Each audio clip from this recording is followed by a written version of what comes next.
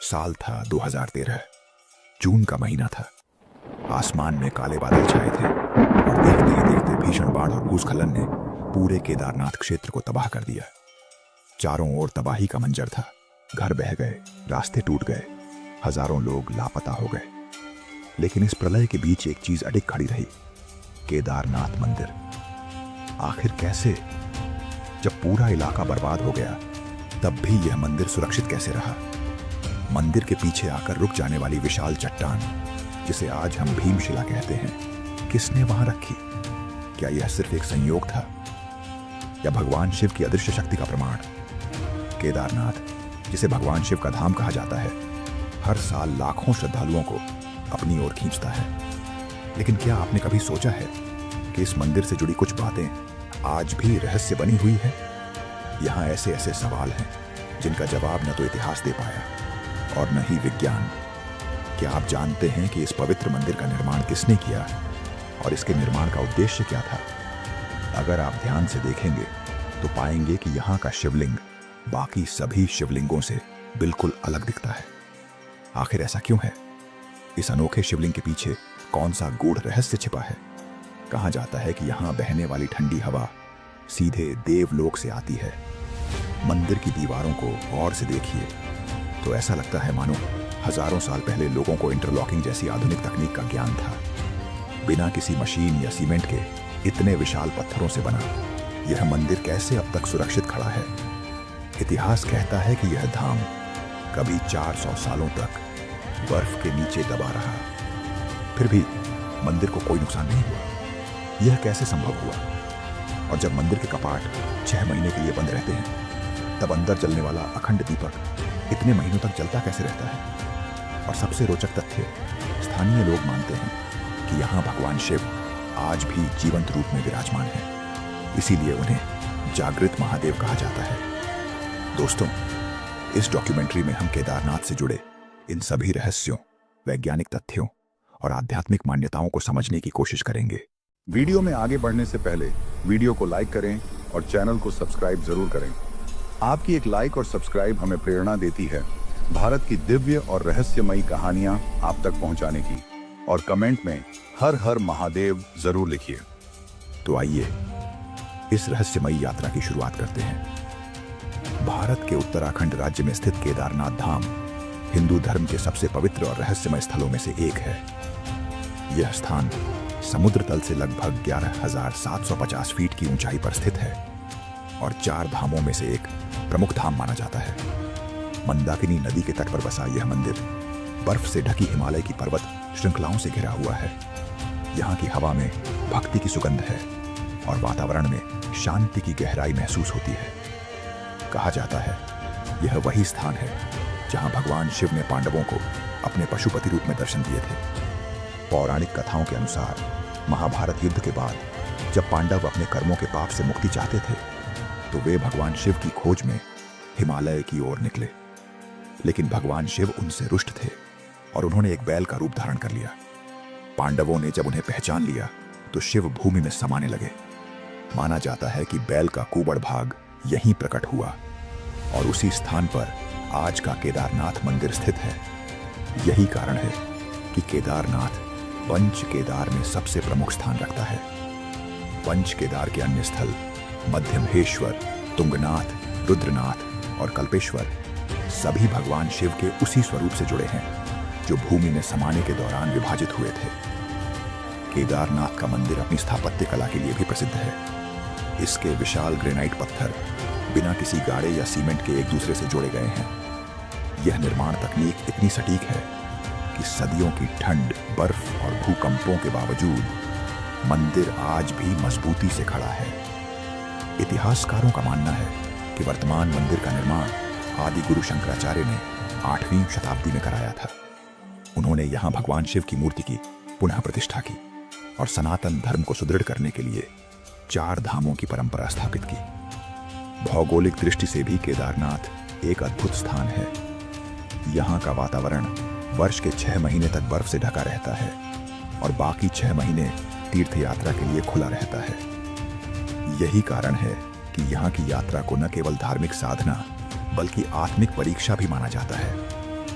जब कोई व्यक्ति केदारनाथ पहुंचता है तो उसे केवल मंदिर ही नहीं बल्कि आसपास की पर्वत चोटियों, केदार डोम, भरत कुंड और चौराबाड़ी झील सब में दिव्यता का अनुभव होता है। यहाँ का हर दृश्य, हर हवा मानो यही कहती है, यहाँ केवल पत्थर नहीं बल्कि स्वयं भगवान शिव का अस्तित्व बसता है। पुराणों के अनुसार भगवान शिव पर अटूट आस्था रखने वाला एक भक्त पैदल ही केदारनाथ धाम के दर्शन के लिए निकल पड़ा। वह रोजाना केदारनाथ का रास्ता पूछते पूछते आगे बढ़ता गया। माना जाता है कि इस शिव भक्त को पैदल चलते चलते 6 माह का समय लग गया। मन में सच्ची भक्ति होने के बाद एक दिन वह केदारनाथ पहुंच गया।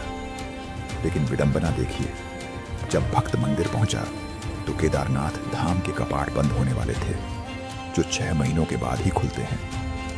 जब द्वार बंद करते समय पंडित ने उसे बुलाया तो उसने बताया कि वह महीनों की पैदल यात्रा करके दर्शन करने के लिए यहाँ पहुंचा है। वही भक्त पंडित से मनुहार करने लगा कि एक बार भगवान भोलेनाथ के दर्शन करा दीजिए। लेकिन नियम यह है कि एक बार मंदिर के कपाट बंद हो गए तो वे 6 महीने बाद ही खुलते हैं।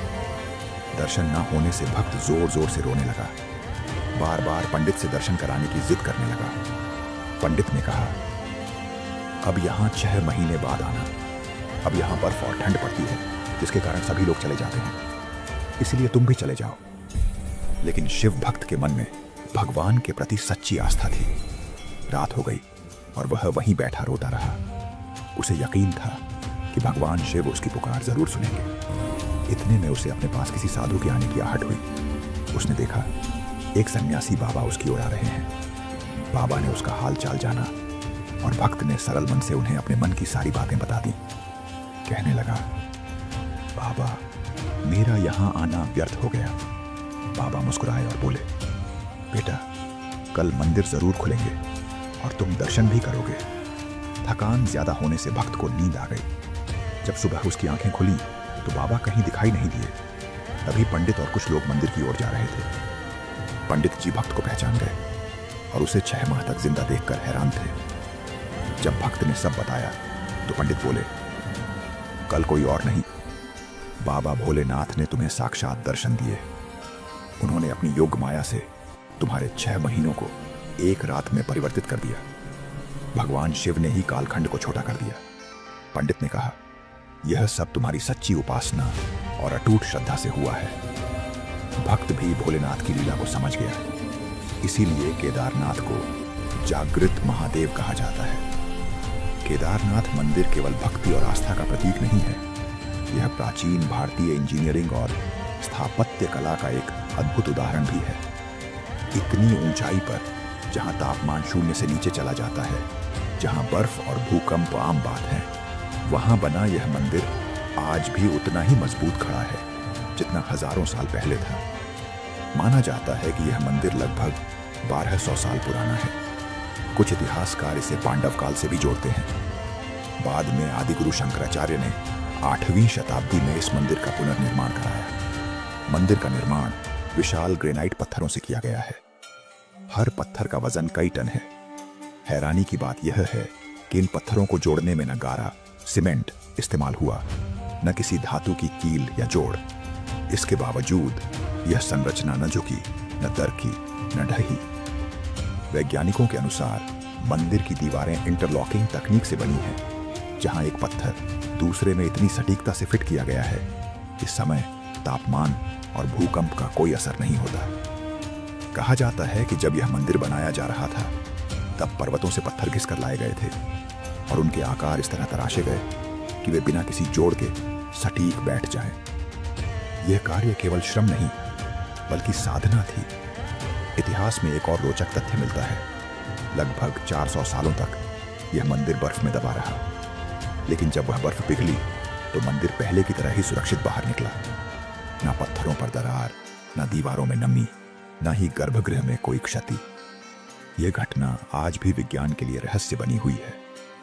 कुछ लोग कहते हैं मंदिर के निर्माण में ऐसे विशेष पत्थर प्रयोग हुए जो तापमान के अनुसार अपने भीतर नमी को नियंत्रित करते हैं, तो कुछ इसे भगवान शिव की दिव्य शक्ति का परिणाम मानते हैं।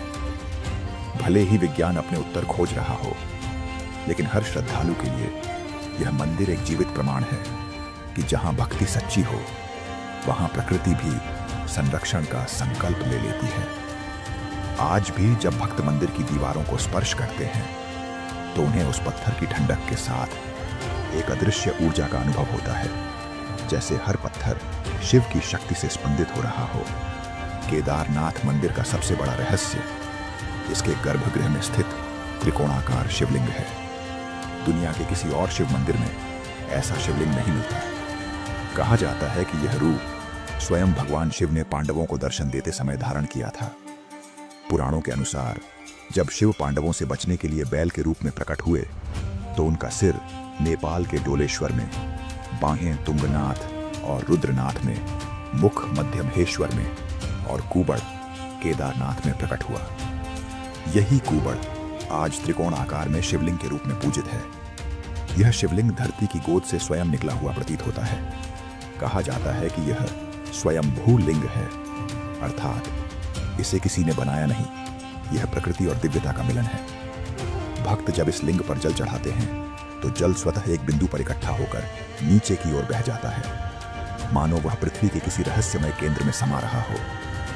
यह स्थान एक ऐसा ऊर्जा केंद्र, एनर्जी पॉइंट माना जाता है जहां ब्रह्मांडीय शक्ति और पृथ्वी की ऊर्जा का संगम होता है। पर यही नहीं, मंदिर के भीतर एक और चमत्कार है जो सदियों से विज्ञान के लिए अनसुलझा है। हर साल नवंबर के बाद जब बर्फबारी बढ़ जाती है तो केदारनाथ मंदिर के द्वार बंद कर दिए जाते हैं। जब मंदिर के कपाट 6 महीने के लिए बंद हो जाते हैं तो अंदर जलने वाला दीपक 6 महीनों तक कैसे निरंतर जलता रहता है, यह सवाल हर किसी के मन में रहता है। माना जाता है कि तब भगवान शिव ऊखी मठ स्थानांतरित हो जाते हैं और अगले 6 महीने वहां पूजा होती है। लेकिन जब बर्फ पिघलने पर मंदिर के द्वार फिर खोले जाते हैं तो गर्भगृह में रखा दीपक अभी भी जलता हुआ मिलता है। 6 महीने तक बंद मंदिर में, जहां हवा का कोई प्रवाह नहीं, जहां तापमान -डिग्री तक पहुंच जाता है, वहां यह दीपक कैसे जलता रहता है किसी को पता नहीं। कई वैज्ञानिकों ने इस पर शोध किया है। किसी ने कहा यह विशेष तेल से जलाया जाता है, तो किसी ने माना यह दीपक प्रतीकात्मक रूप से हर वर्ष बदला जाता होगा। लेकिन पुजारी और स्थानीय लोग कहते हैं न दीपक बदला जाता है, न बुझाया जाता है, यह अपने आप जलता रहता है क्योंकि यह स्वयं शिव की ज्योति है। भक्ति की दृष्टि से यह घटना सिद्ध करती है जहां सच्ची श्रद्धा हो वहां ईश्वर की उपस्थिति कभी समाप्त नहीं होती। साल 2013 यह वह वर्ष था जब उत्तराखंड ने इतिहास की सबसे भयानक प्राकृतिक आपदाओं में से एक देखी।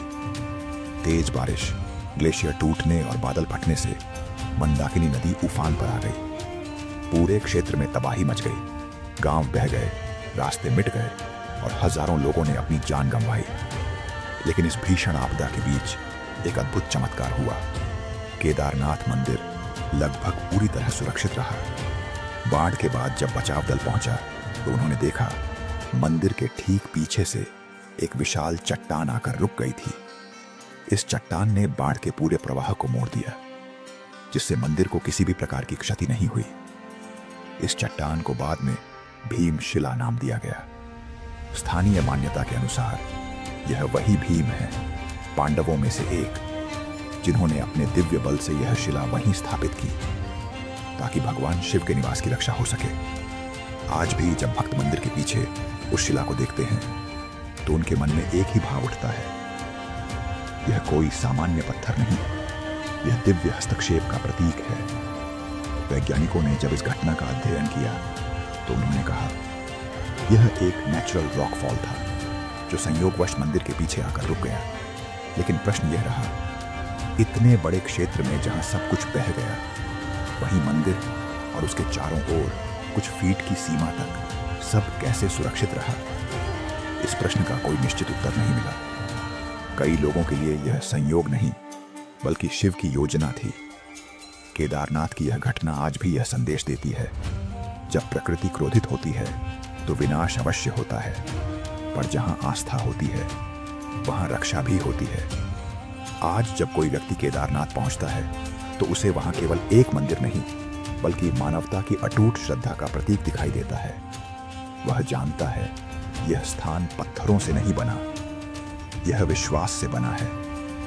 और शायद यही कारण है कि हर वर्ष जब भक्त इस कठिन यात्रा पर निकलते हैं तो वे केवल दर्शन के लिए नहीं जाते, बल्कि उस अनुभूति के लिए जाते हैं जहां मन, आत्मा और ब्रह्म एक हो जाते हैं। हिंदू धर्म में केदारनाथ को उन स्थलों में से एक माना जाता है जहां पापों से मुक्ति मिलती है। यह मंदिर कर्म, ज्ञान और भक्ति के 3 मार्गों का प्रतिनिधित्व करता है। ऐसा माना जाता है कि केदारनाथ के दर्शन करने से जीवन मृत्यु के चक्र से मुक्ति मिलती है और मोक्ष की प्राप्ति होती है।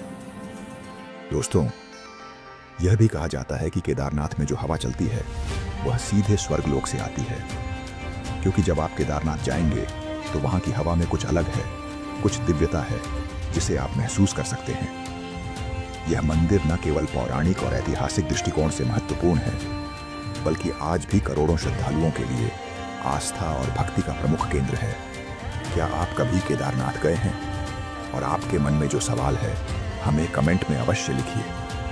मिलते हैं जल्दी एक नए वीडियो के साथ। तब तक के लिए अपना ख्याल रखिएगा। हर हर महादेव।